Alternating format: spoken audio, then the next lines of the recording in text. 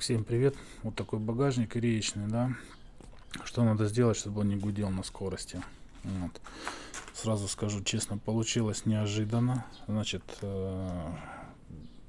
заводская, то что была здесь покрытие пластиковое, оно полопалось, он начал облазить.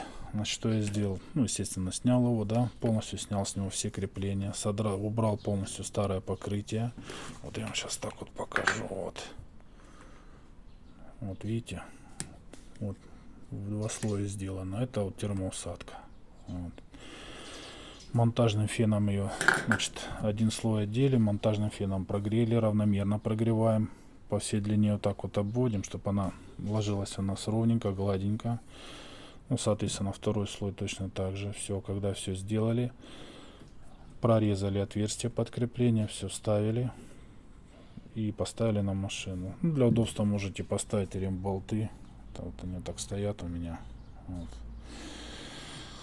Это насквозь просверлено.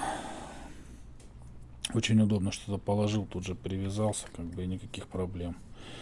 Значит, термоусадку покупал на рынке, потому что длина на данный момент вот этой рейки 1,10 м, а в магазинах только метровые куски, поэтому пришлось на строительном рынке искать, покупать рулоном. Ну, я сказал, сколько мне надо, мне отрезали, и все, как бы проблем никаких. Вот. Скорость, ну, 165 ехал по платке, никаких проблем.